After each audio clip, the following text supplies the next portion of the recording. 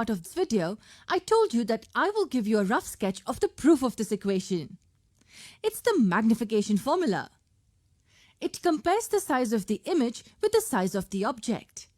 If m is greater than 1, it means that the image is bigger in size compared to the object. And what if it's less than 1? If m is less than 1, then the image is smaller in size compared to the object. And if it's equal to 1, then the image and the object are of the same size. Okay, so how do we prove this? This is very easy to prove if we know the concept of similar triangles.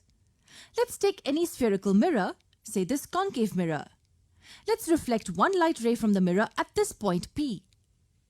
This is an easy ray to draw because we know that here the normal is the principal axis only. Consider triangles OAP and IBP. These two triangles are similar triangles. How? This angle is equal to this one as they're both right angles. And these two angles are equal based on the laws of reflection.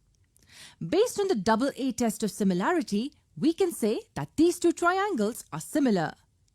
Since these two triangles are similar, the ratios of their corresponding sides are equal.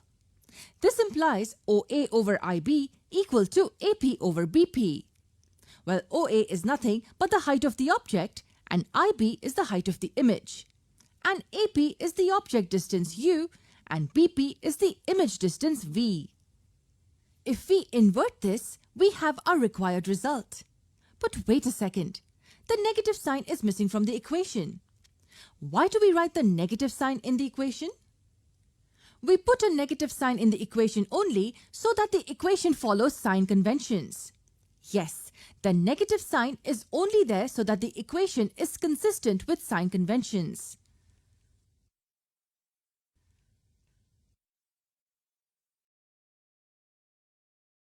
What can happen when a beam of light is incident on the surface of any object? When a light beam is incident on the surface of any object, a part of the light can be reflected by the object, a part of the light can be transmitted. That is, it may pass through the object and get out from the other side, and a part of the light can also be absorbed by the object. The amount of light reflected, absorbed or transmitted depends on the material that the object is made up of. If an object is opaque, then it will absorb and or reflect most of the light back. If it's transparent, more light will be transmitted. Can you think of examples for these two? The surface of a mirror is shiny and opaque, and most of the light rays are reflected from it. On the other hand, glass is an example of a transparent object.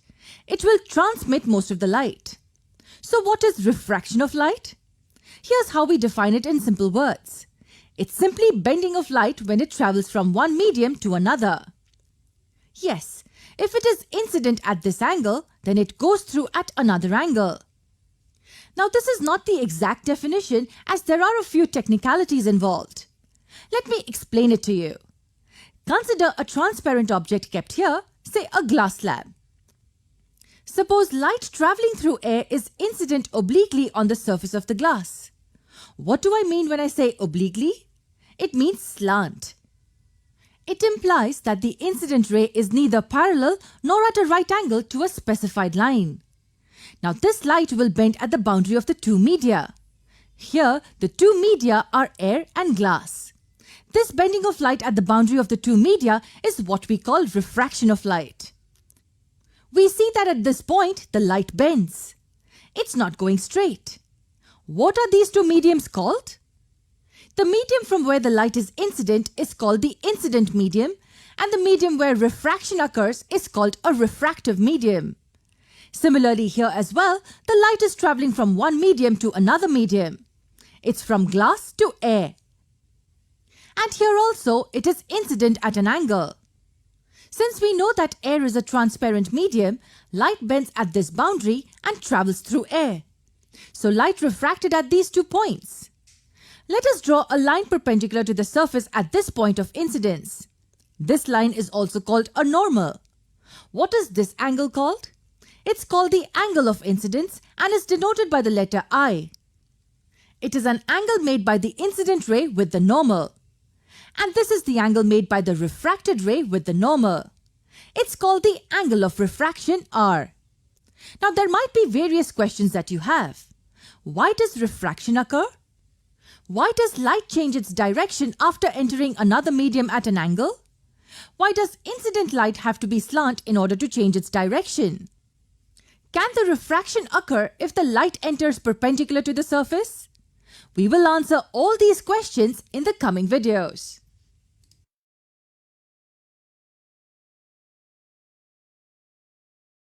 In the previous part of this lesson, we saw what refraction of light is. It's simply the bending of light when it travels from one medium to another. The question I left you with was, why does light change its direction after entering another medium at an angle? Let's discuss that in detail. The change in direction of light occurs because of the change in the speed of light in that medium. When light enters another medium, there is a change in its speed. The speed may either increase or decrease depending on the medium. Note that when we say that the speed will increase, it does not mean that the speed will be greater than this value, which is the speed of light in vacuum. When the light is entering into the glass at an angle, it travels at a lesser speed than in air, and when it goes from glass to air, its speed increases. So it's because of this change in speed that the direction of light changes. But what if the light is entering perpendicular to the surface of the glass? Will its speed change? Yes, its speed will change, however, it does not bend this time. Yes, the refracted ray propagates in the same direction as the incident ray. Talking about the case when light enters at an angle, there is one more observation that we can make. Observe this part of the refraction. Observe the incident and refracted rays. We notice that the refracted ray is more towards the normal than the incident ray. When the light rays enter the glass from air, it bends, and it bends towards the normal. And from this refraction, we can see that when the light ray again enters the air, it bends away from the normal. So we can say that when the light travels from an optically rarer medium to an optically denser medium, it bends towards the normal. And when the light travels from an optically denser medium to an optically rarer medium, it bends away from the normal. What do we mean by optically rarer and denser mediums, by the way? An optical medium is a medium through which light can propagate. Since both air and glass are transparent, light can pass through them. So, both of them are optical mediums. What about rarer and denser? If the refractive medium is optically rarer compared to the incident medium, then the speed of light in it will be greater. And when the refractive medium is optically denser compared to the incident medium, the speed of light in it will be lesser. Note that in both cases, we are comparing the speed of light with the speed of light in the incident medium. So what do we understand by this? How can we summarize it? When light is traveling from an optically rarer medium to an optically denser medium, its speed will decrease and it will bend towards the normal. Whereas, when the light is traveling from an optically denser medium to an optically rarer medium, its speed will increase and it will bend away from the normal. Now that this is clear, I want you to understand another concept. Now, instead of a glass slab, we have water, and also suppose that the ray of light is incident in the same direction. We can see that this angle is the same in both the cases. So will the refracted ray in this case travel in this direction only? In other words, will the angle of refraction be the same in both cases? No, the angle of refraction will be different in this case. In fact, the angle of refraction here is greater than the previous one. So what can we infer? We can say that the refraction of a light ray depends on the material medium on which light is incident. Yes, light rays will be refracted by different amounts in different materials. But wait, I have a couple of questions for you. Talking about the case when light enters at an angle, how does the change in speed result in the change in direction of light? And why does this perpendicular ray not change its direction after refraction? I know you must be curious to know the answers. However, we'll understand this in the next video. It's really interesting. Make sure you watch it.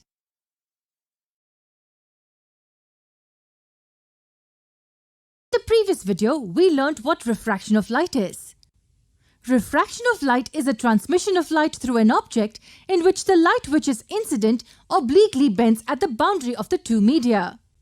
We also said that the bending of light in the medium is caused by the change in its speed. When light is traveling from an optically rarer medium to an optically denser medium, its speed decreases and it bends towards the normal.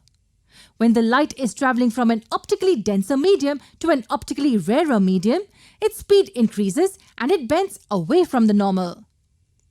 In the figure, the case above is from optically rarer to denser, and the case below is optically denser to rarer.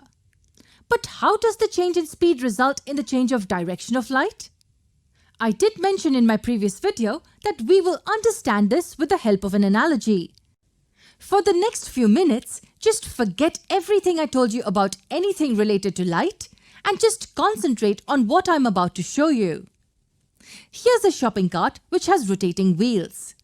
Say I want to move this shopping cart from the road to the grass. Obviously, I will push it or apply a force on it. Assume that I will apply a constant force throughout its journey.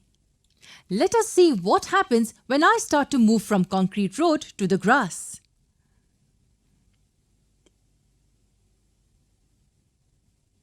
What did you notice?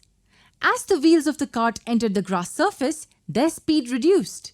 The cart travelled at a much lower speed on grass than on the concrete road. And the reason for slower speed is rather obvious.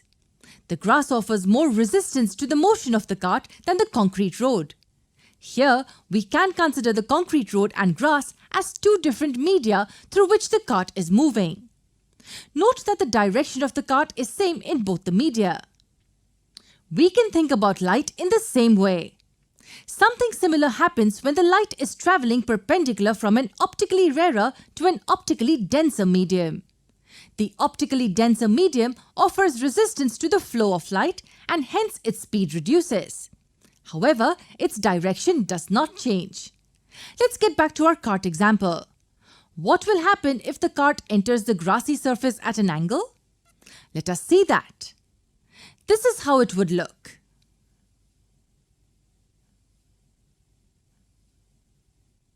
Now let's take the cart back to the original position on the road, and we will look at the movement very slowly. As the cart approaches the grass surface at an angle, its right wheel will enter first, and as it enters here, it will slow down.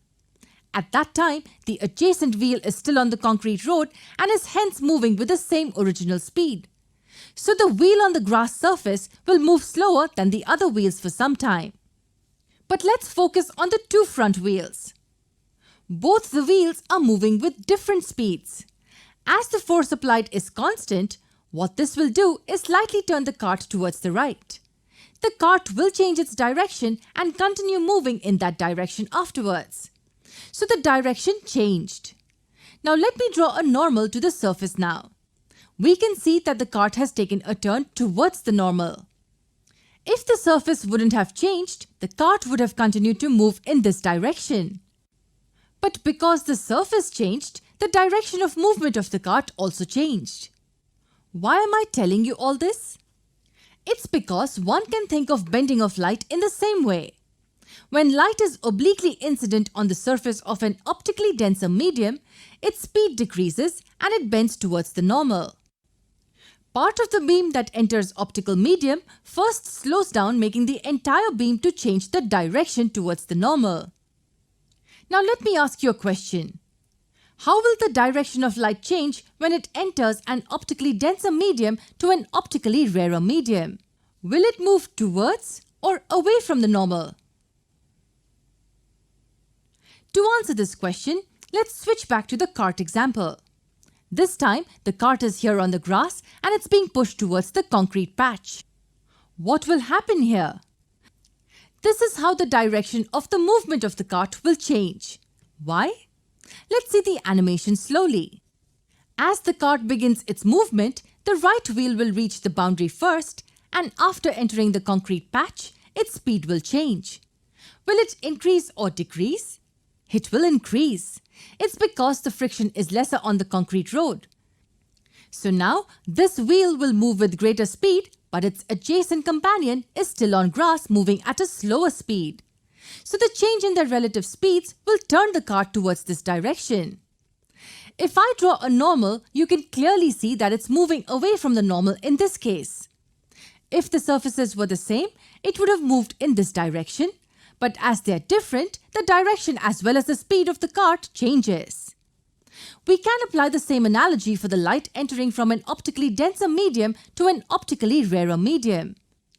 Light can propagate more easily in an optically rarer medium than in an optically denser medium. In such a case, its direction of propagation will be away from the normal in the refractive medium. One last question to which you will definitely know the answer to. What if the cart is entering the concrete like this, perpendicular to the surface? Yes, its speed will increase, but its direction will not change. So if the light is entering an optically rarer medium in a perpendicular manner, then its speed will increase, but its direction will not change. In the next video, we will talk about a few examples of refraction.